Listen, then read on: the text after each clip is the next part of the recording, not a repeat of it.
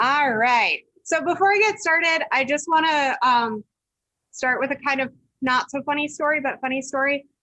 I fell flat on my face on a tennis court yesterday. So if you notice all the scabbing on my face, that's what that's from. And I also managed to sprain my jaw. So if I'm not speaking clearly or not pronouncing things correctly, give me a little bit of leeway there because not working with my proper mouth today. So apologies in advance with that. All right, so today we're going to be talking about politicians in petticoats, the women of the abolitionist movement. And I'd like to start this discussion with the same preface that Mrs. Lydia Maria Child started with in her 1833 publication called An Appeal in Favor of the Class of Americans Called African. Reader, I beseech you not to throw down this volume as soon as you have glanced at the title. Read it if your prejudices will allow, for the very truth's sake. If I had the most trifling claims upon your goodwill for an hour of amusement to yourself or benefit to your children, read it for my sake. Read it if it be merely to find fresh occasion to sneer at the vulgarity of the cause. Read it to sheer curiosity to see what a woman, who had much better attend to her household concerns, would say upon such a subject. Read it on any terms, and my purpose will be gained. The subject I have chosen admits of no praises on my country, but as I generally make it an object to supply what is most needed, this circumstance is unimportant. The market is so glutted with flattery that a little truth may be acceptable if it were only for its rarity. I'm fully aware of the unpopularity of the task I have undertaken, but though I expect ridicule and censure, it is not in my nature to fear them. A few years hence, the opinion of the world will be a matter in which I have not even the most transient interest. But this book will be abroad in its mission of humanity, long after the hand that wrote it is mingled with the dust. Should it be the means of advancing, not even one single hour, the inevitable process of truth and justice, I would not exchange the consciousness for all of Rothschild's wealth or Sir Walter's fame. So those are some very strong words in defense of what she was writing. And Mrs. Child alienated many of her faithful readers with the piece, as up until that point, she had published writings much more in line with the traditional women's realm, such as The Mother's Book and The Frugal Housewife. But she was not the first, nor the last woman to take a stand against slavery through whatever means she had available to her. Women from all walks of life, rich and poor, Black and white, Northern and Southern, spoke up about this issue that started out as a male political opinion, but turned into a hotly contested social matter for all. Now, most women didn't start out by announcing their feelings toward slavery quite as strongly as Mrs. Child did, however. Women were not formally admitted to the earliest abolitionist societies, which were organized and operated primarily by well-educated men. But many women, both Black and white, still found a way to help shape anti-slavery discourse by aiding fugitive slaves and circling anti-slavery literature. In this photo, you see one of the earliest groups of Philadelphia abolitionists, which surprisingly was also the first that did accept women into their ranks. Now, some of these were the wives and daughters, as you would see in this image, of the early male abolitionists. They could speak more openly about their opinions, but many who supported the cause remain unnamed and unrecognized, as they had to operate within closed circles or even completely in secret. There are many accounts of escaping slaves whose journeys were assisted by housewives, some of whom simply offered food or shelter for a night. While these simple deeds may not seem like much now, and probably didn't seem like much to the women who were offering their help, they laid the foundation for what would later be called active abolitionism. They saw the humanity of the people rather than the color of their skin, and felt compelled to help them, possibly without even fully understanding the full effects of their actions. By the 1820s and 30s, however, women's involvement in the abolitionist movement began to change drastically as they openly entered the discourse, eventually reorientating both anti-slavery activism and reform culture. Women's roles first became more visible within the anti-slavery struggle when several women wrote and published abolitionist essays, which led to others leading an array of abolitionist petition drives to state and federal governments, turning the anti-slavery cause from a humanitarian effort to a social matter. As I mentioned at the beginning, one of these early authors was Lydia Maria Child, who you see here. An eager religious learner while growing up in Massachusetts, though without a formal education, she now primarily, if at all, is remembered as the author of the Thanksgiving poem, Over the River and Through the Woods. But in her own time, she was a famously radical abolitionist. Using William Lloyd Garrison's publication of the abolitionist newspaper, The Liberator, as inspiration, she threw her support to Garrison and the Boston Female Anti-Slavery Society and began to write for the cause. Maria later recalled that Garrison got hold of the strings of my conscience and pulled me into reforms. Old dreams vanished, old associates departed, and all things became new. Outspoken in her condemnation of slavery, with the career-altering publication of an appeal in favor of that class of Americans called Africans, she pointed out slavery's contradiction with Christian teachings, describing the moral and physical degradation it brought both upon the slaves and the owners. She didn't spare the North from her criticism for its share of the responsibility for the continued acceptance of the system. But she was seemingly ahead of her time, and the public did not respond well to what were considered her very extreme views for the time. Sales from all of her books fell off, but that didn't stop her. More abolitionist tracts and stories followed. This did earn her some positive influence, however, as from 1841 to 43, Child served successfully as editor of the National Anti-Slavery Standard, the weekly New York newspaper of the American Anti-Slavery Society. She wrote in her first editorial, "Such as I am here, ready to work according to my conscience and my ability, providing nothing but diligence and fidelity, refusing the shadow of a fetter on my free expression of opinion from any man or body of men, and equally careful to respect the freedom of others, whether as individuals or societies." Child resigned her post after only 2 years as editor, however, due to her differing ideals from Garrison. She had built the Standard circulation as a family newspaper and felt it would alienate, hang on, let's see if we can, there we go, sorry. She had built the Standard circulation as a family newspaper and felt it would alienate the audience she wished to reach when Garrison advocated staying out of the government, even to the extent of refusing to vote as a protest against union with the slaveholders.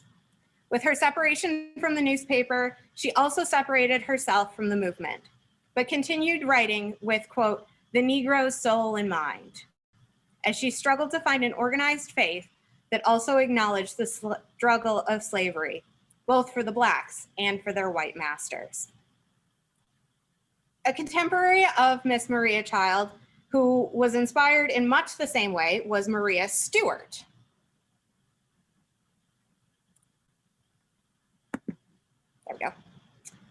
She was born in Connecticut, though became an orphan at a young age and was taken to the home of a clergyman as a servant.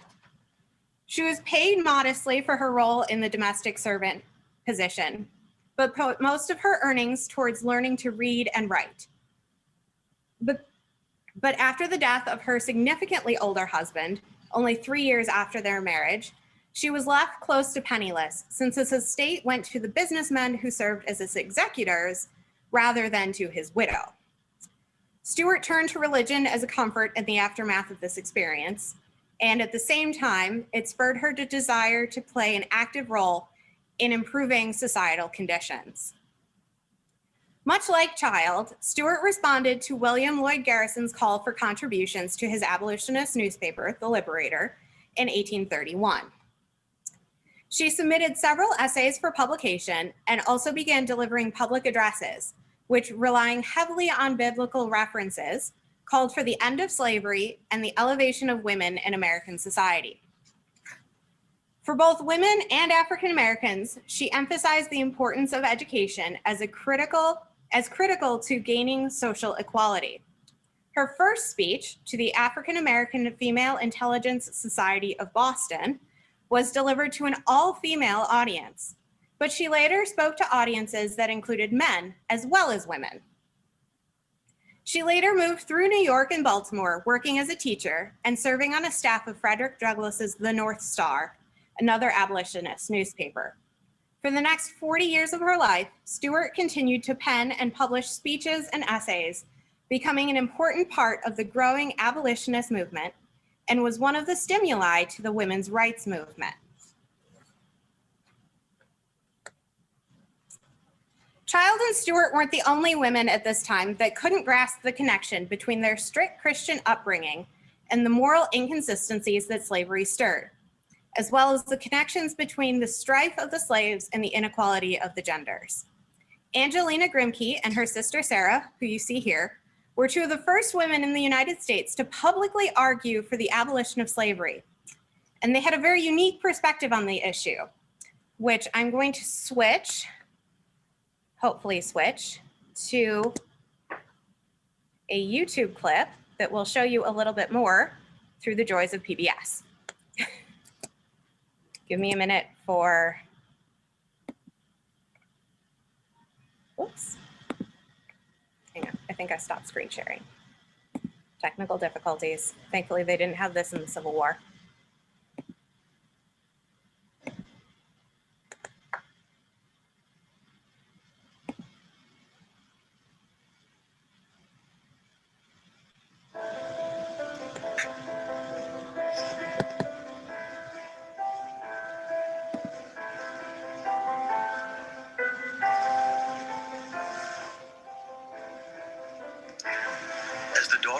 South Carolina's first families, Angelina Grimke lived in almost unimaginable luxury. In the 1820s, Charleston's aristocracy was one of the wealthiest societies on earth. But Angelina found it almost unbearable. An empire of sin. The story goes that each of them in the family had their own personal slave behind them when they ate dinner. And if the salt and pepper were next to the person sitting next to you, you didn't ask them to pass it.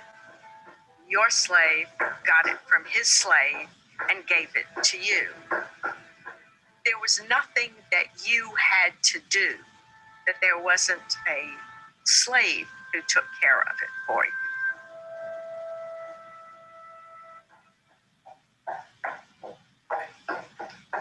Did you hear last night? Yeah, what? Really? Angelina, what are you talking about? You know, Henry, he whipped John again. I told you before, dear, that's Henry's business. Angelina attacked slavery, not in the beginning because she cared about the slaves. Henry's business. You know, she was really concerned about the fate of their white masters. You to leave him alone. He's my brother. Yes, I know. She believed slavery was a sin and that God would punish people who had slaves. Mother, it is my duty to bear testimony against... Angelina, mind your own business. It is my business, and it's your business too. How can you stand in church every week? Let it be. I can't let it be. Have you no Christian feelings? Yes, Angelina, I have Christian feelings, and you are putting them to the test right now. My soul will be judged by the Lord, and not by you or anyone else. It is my duty. It is not your duty, Angelina. I'm glad, I suppose, that you are so diligent about your faith. But leave my soul to me, and Henry's to Henry. Speak the truth in love. Enough.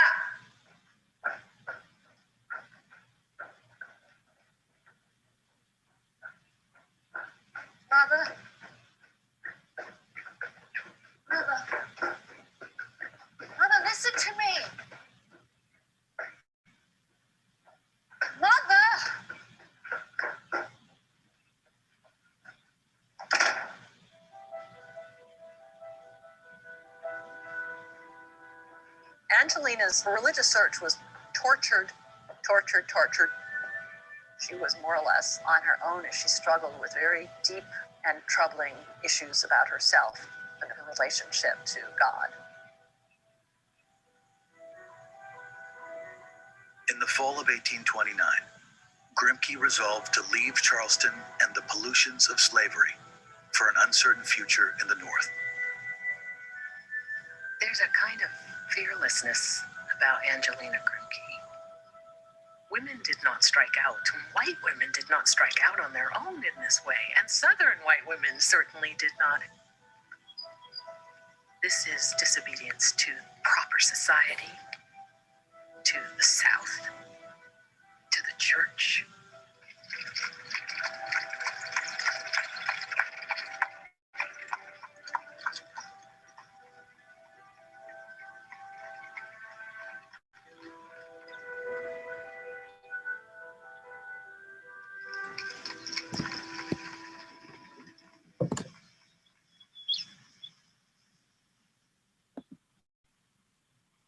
Okay, so that explained her life, or her early life, a lot better than I could have. Oops. Uh-oh.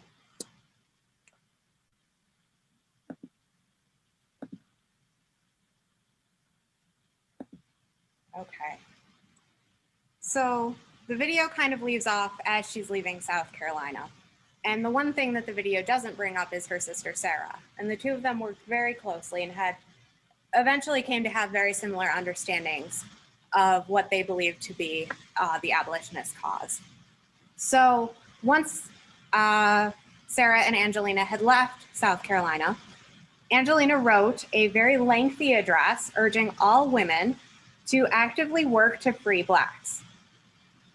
While it was compelling for many of its female listeners, the sisters' lecture elicited violent criticism because it was considered altogether improper for women to speak out on political issues. This made them acutely aware of their own oppression as women, which they soon began to address along with the abolitionism.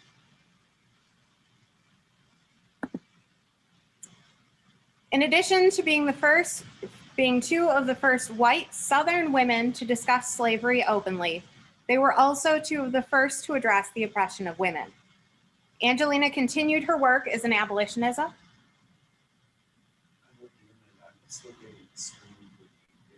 Oh dear, thank you for letting me know.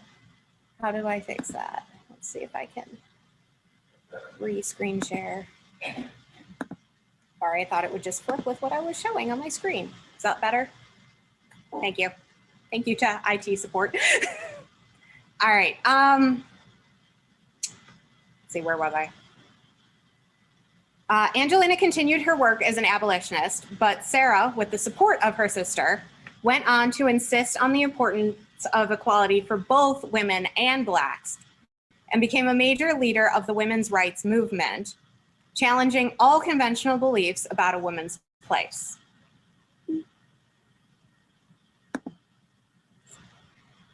Another lady to embrace the idea of equality for both women and Blacks was Prudence Crandall, who we see here.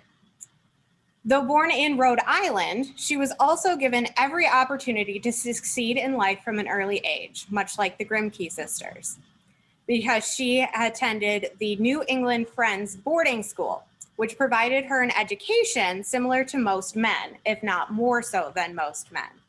And this is despite her being a woman. Her route to helping the abolitionism cause took a different route, however. In October 1831, Crandall opened a private girls' academy in Canterbury, Connecticut, and it soon became one of the best schools in the state. She dedicated herself to women's education and felt that every girl should have the opportunity to learn to improve herself through understanding more than just the practical skills of reading and writing. This was her school that we're showing here, that's still standing and is now a museum. This understanding of wanting to teach girls more than what was commonly given to them is what led her to what is considered her most pivotal decision. In 1833, Crandall admitted an African-American student named Sarah Harris. Parents of her other white students demanded that Crandall expel Harris. Crandall ignored the protests and allowed Harris to stay in school and continue her education. Since Crandall did not expel Harris, parents began to remove their students in protest, and the original school began to fail. This didn't bother Crandall, who decided to organize a school for African American girls instead. This newly revised school opened in April of 1833, and the townspeople responded by making rude comments, throwing rocks, eggs, and manure, and refusing to sell Crandall the items she needed to run the school. Crandall was forced to have goods shipped from outside the town in order to keep her school running. Later in 1833, the town members of Canterbury held discussions about shutting down Crandall's school, and in a town vote decided to protest. Despite the strong opposition from those around her, Crandall's school thrived at first with the help of William Lloyd Garrison, the editor of the Liberator, who placed advertisements for the school in his anti-slavery newspaper. The school was not destined to last long, however, because in 1834, the state of Connecticut passed what would become known as the Black Law, which stipulated that schools could not teach African Americans from outside the state of Connecticut.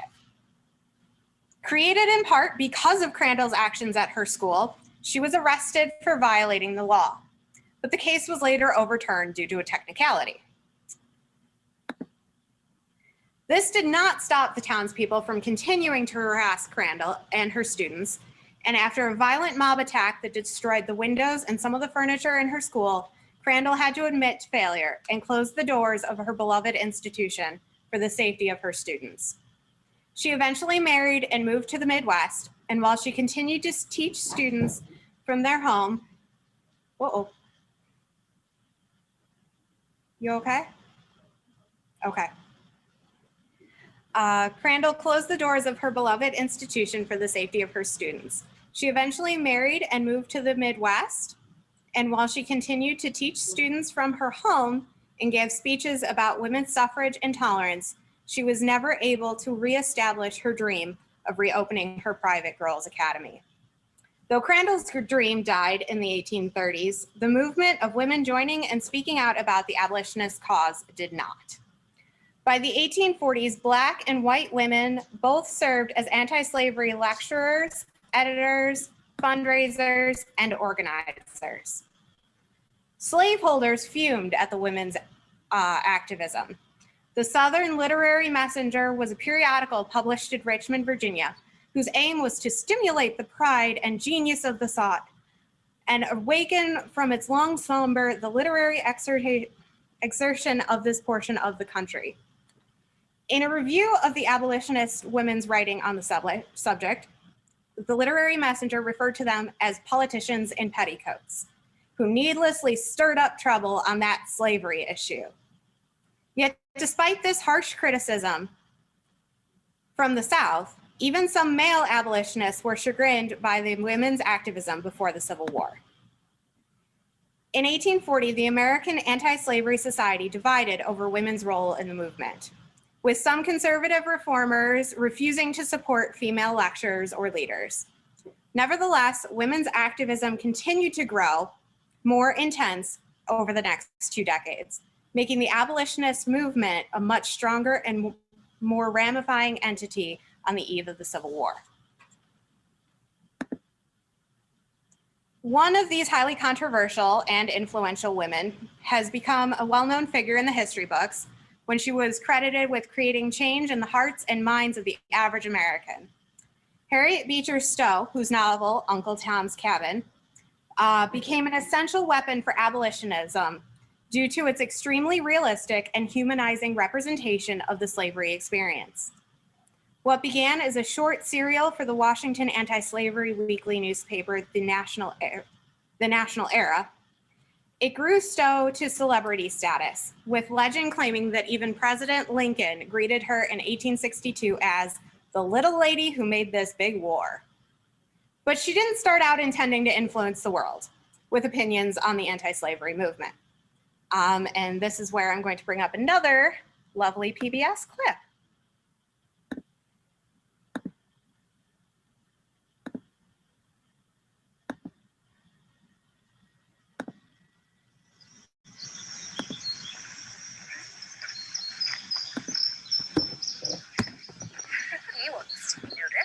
fail.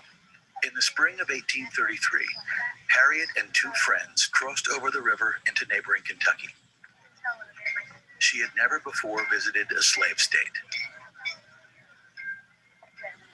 We have this fine specimen here. What do you get? 25? 50? We got 50 going once. 50 going twice. 50 sold to the gentleman here. How you gentlemen doing this nice warm Kentucky day? So keep this thing going.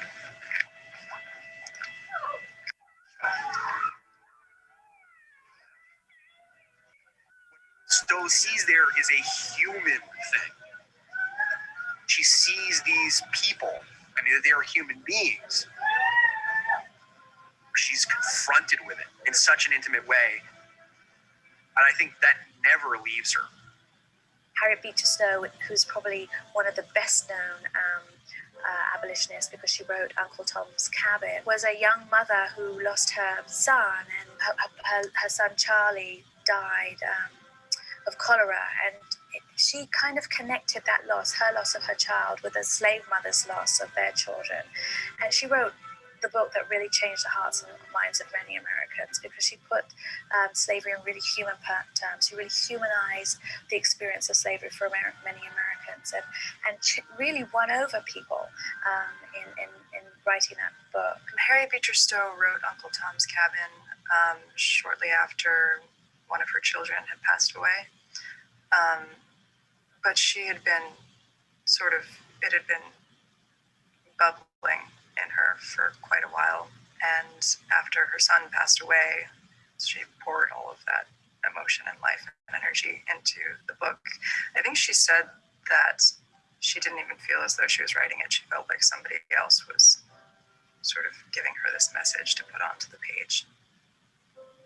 Hopefully people who watch the show will take away from it the sense that she was a real person, and that I think it's easy for the humanity of historical figures to sort of get lost over the course of time, but that she was just an ordinary woman who was able to create a piece of art that then genuinely had an effect on the world. So that was very clearly an advertisement for this larger series. But it kind of gives you a good insight into Harriet Beecher Stowe's life in a way, there we go. In a way that you don't often see, because there was a lot more to these women than just their activism and abolitionism and their beliefs. There was always an understanding behind them. And for a lot of women, we don't have documentation of what drove them to these opinions. So that's why I really like that clip, because it really shows how deeply Harriet Beecher Stowe was influenced by things in her own life. Another woman who was also deeply influenced by things within her own life and led her to the abolitionist cause was Frances Harper, who was an African-American woman born in Baltimore to free parents. She was raised by her uncle, the abolitionist William Watkins, and was educated at the Academy for Negro Youth, where she absorbed many of her uncle's views on civil rights. At the age of 14, she worked in a Quaker household and was welcomed to use their library to encourage her literary aspirations, which spurred her to write a collection of poems and stories, which were published in newspapers and as a volume. But her actions in the abolitionist movement didn't start or end with poetry. After the Fugitive Slave Law of 1850 no longer made it safe for free Blacks to live in Maryland, Frances fled from her family to Ohio and then back to Pennsylvania, where she joined the Pennsylvania Abolition Society and took an active role in helping escape slaves along the Underground Railroad to Canada. She continued to write, and in 1854, her poems on miscellaneous subjects attracted notice and became her biggest commercial success. In these poems, she attacked not only racism, but also the oppression of women.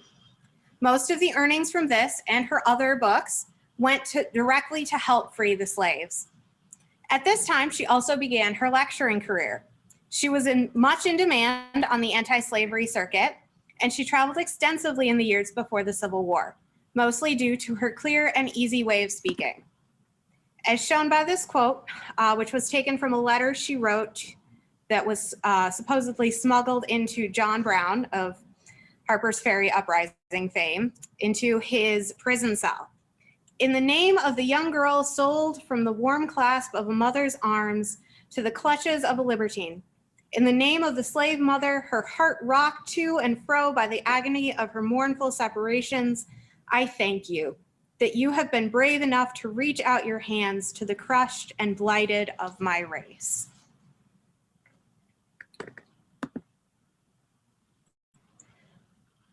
Oops. Sorry. While not widely recognized today, there were many Black women, in addition to Harper, who wrote, taught, and spoke about their experiences in the world. Now we want to move forward. There we go. This is Mary Ann Shadd Cary, who was another one of these activists.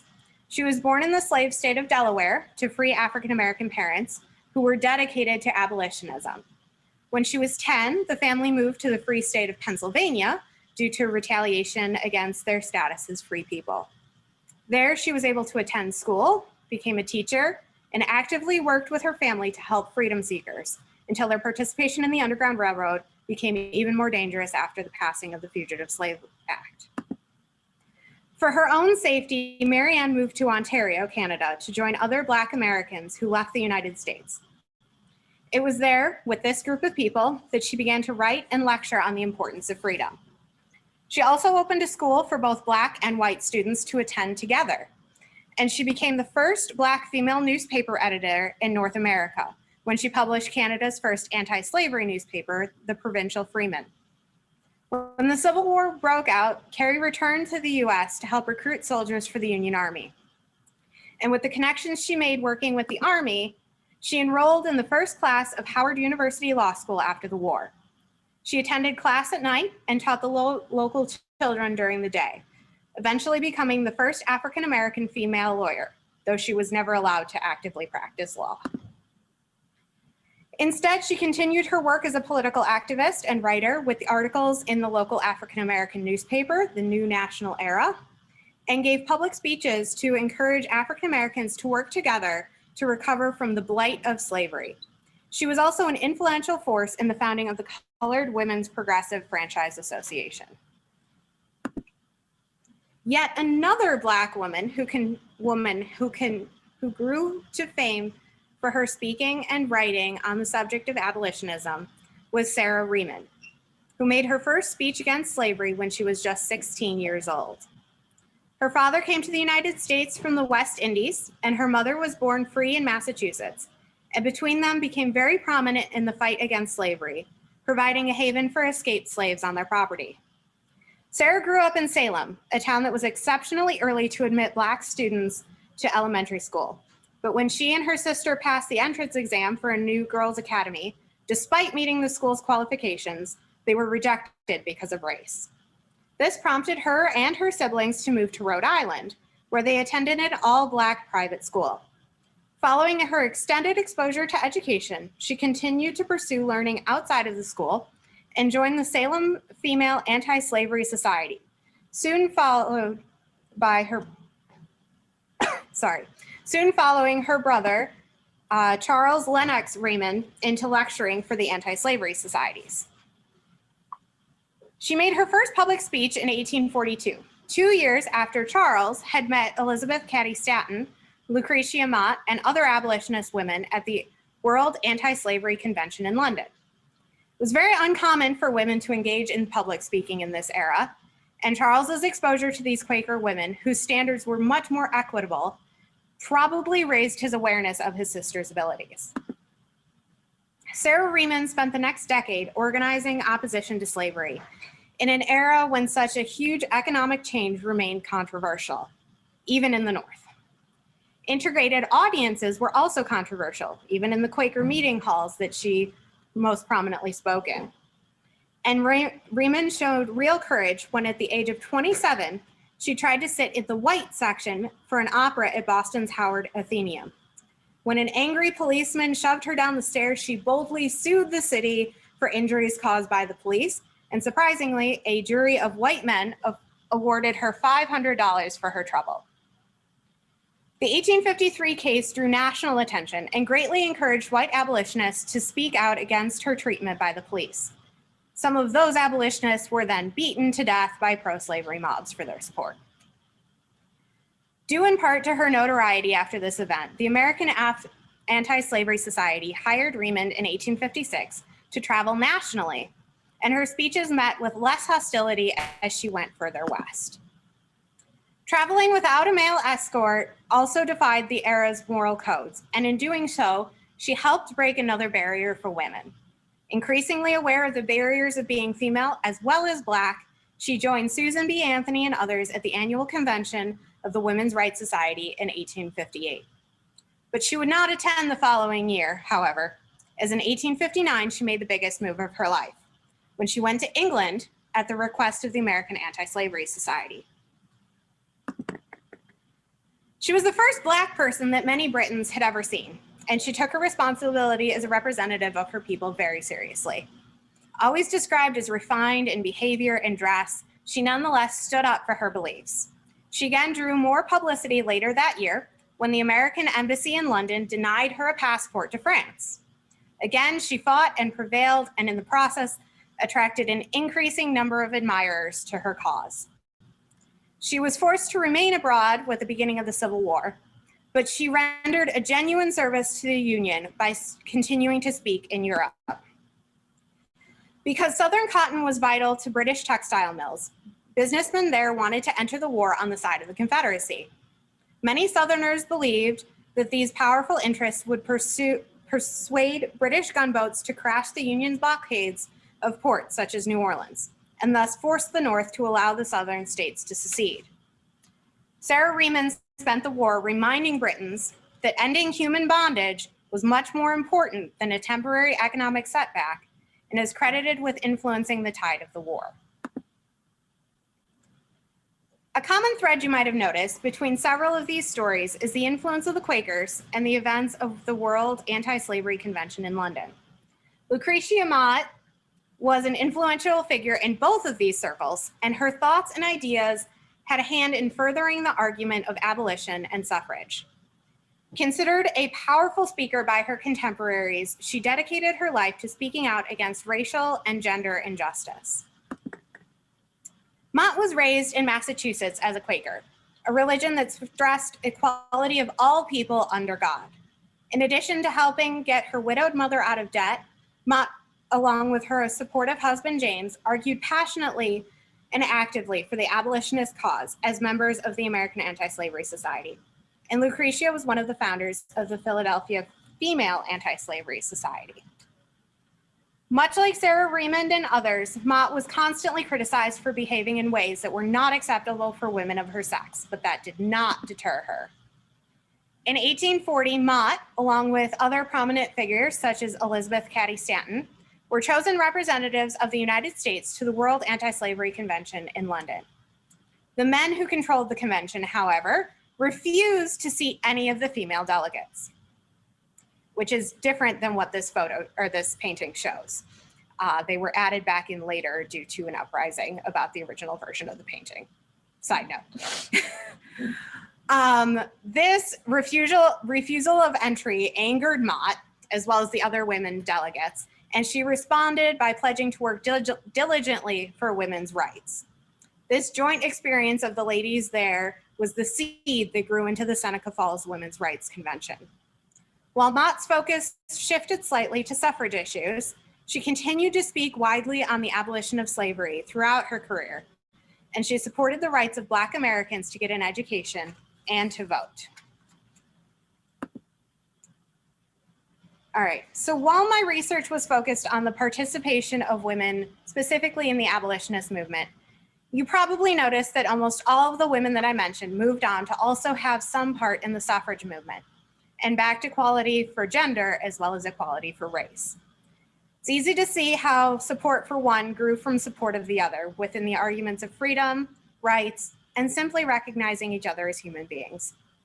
However, while all of these women and a few men, had put aside their differences in support of the Union cause during the Civil War. The differences in, uh-oh.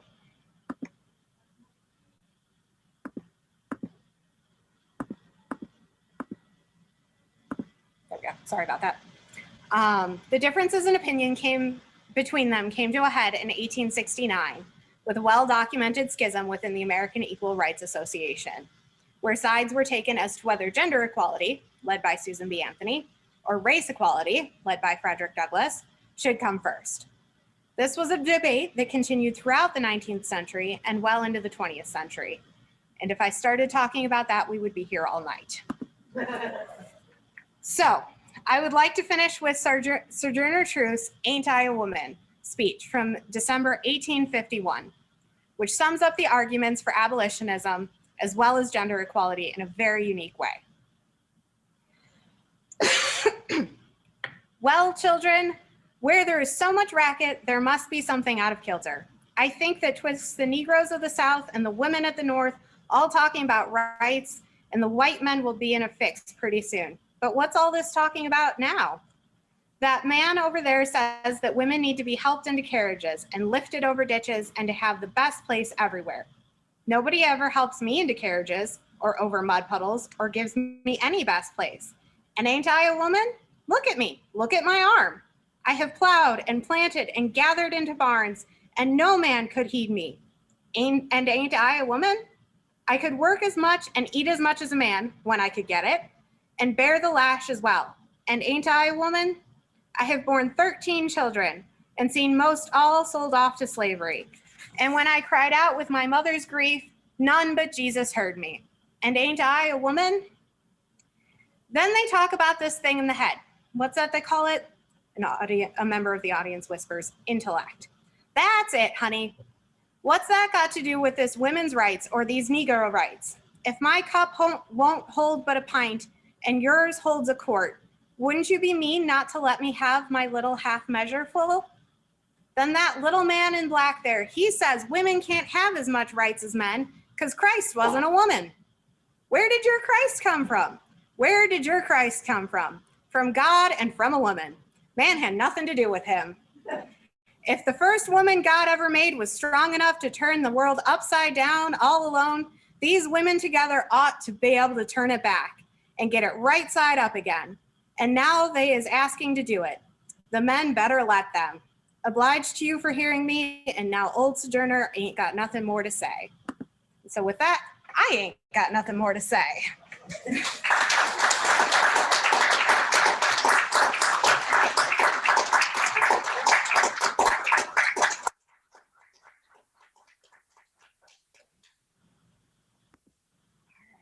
Thank you, guys.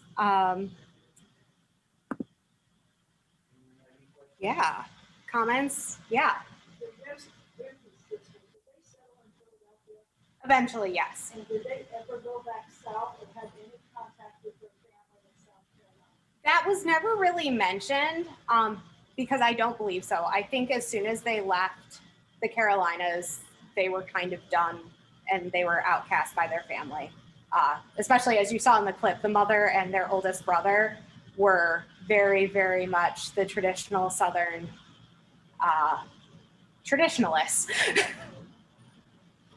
Yeah. How did your case sisters afford to go to Philadelphia and live all that time? Where did they get their money from? Did they get it from the plantation or where? Yeah, so there's a story that is not necessarily fact, but I couldn't find anything that contradicted it either, that Sarah actually encouraged her personal slave to steal her mother's jewelry. And so when the slave got punished for stealing from them, he was sold off, but really he escaped with the girls. So I'm assuming selling off some of that jewelry would get them quite a ways, but I'm not entirely sure if that's true or not. It's somewhat of a rumor. Yeah. What I have been given to understand,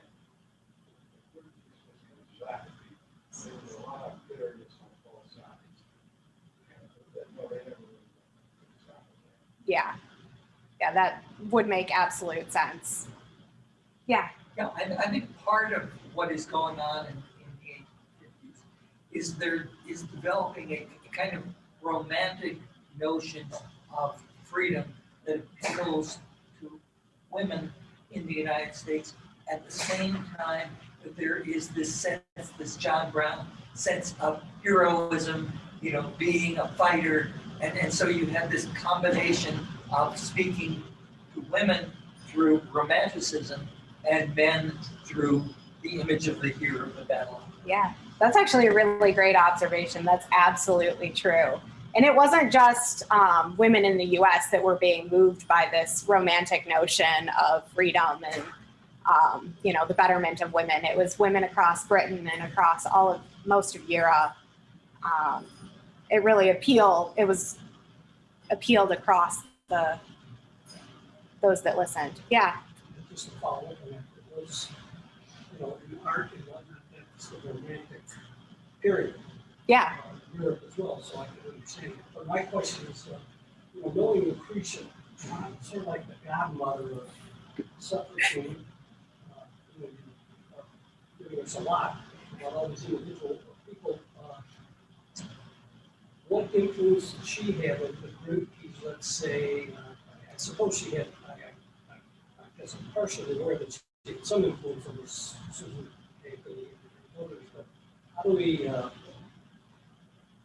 we put this together in terms of a woman's abolitionist movement, if there was one? Yeah, there was never anything really formalized. There was a lot of female anti-slavery societies that would go back and forth with conversations and an understanding about how women fit into this movement. And in doing my research, I started trying to piece together this timeline of, okay, she was here in this time, and then she was talking to these people, and this person was in that audience, and it got really, really confusing. So in particular regards to Mott, she was a big influence in both the abolitionist and the women's rights movements. But I think her biggest influence was definitely in the women's rights realm of that. She was one of the major leaders with Elizabeth Cady Stanton. Yeah. And, but she was in the Quaker movement. And so it wasn't really her specifically in the abolitionism, but the Quaker women as a whole were really, really behind this idea of everyone should be equal, whether that's your race, your gender, your economic status. So I think just having that behind her was part of that. I don't know if that answered your question. Sorry, I went on a tangent. Where's Garrison here? I mean, there Yeah. is strength in numbers. Why Yeah. is two female support, especially women like the Grimke's who were wealthy, they may not have had wealth for the Sad and Philadelphia that they keep in Southern society, et cetera. I don't understand the women's role was not the same as men, but he was strengthening them and trying to establish this movement. And of course, there's temperance. You got a lot of different aspects of this whole society starting to pick and choose what their lead role was going to be. And Garrison's a really interesting character because he keeps popping up, especially at the beginning, as having direct ties to all of these individuals and individual women and being really supportive of them publishing in his newspaper or editing his newspaper or advertising in his newspaper. And I think just from my reading about him, this is just my own personal opinion, that he kind of saw himself as this overarching figure that tried to help everybody move this single message forward. So it definitely was sort of that strength in numbers idea because he saw his newspaper as the vehicle that all of this information could be widespread. So he kind of picked and chose which people he wanted to help spread their message of. I know it goes a lot deeper than that. But yeah, he's a very interesting character that definitely pops up a lot in the early abolitionist movements for both women and men across. Anybody else, or are you just sick of listening to my voice? Because that's perfectly acceptable too. All right, thank you.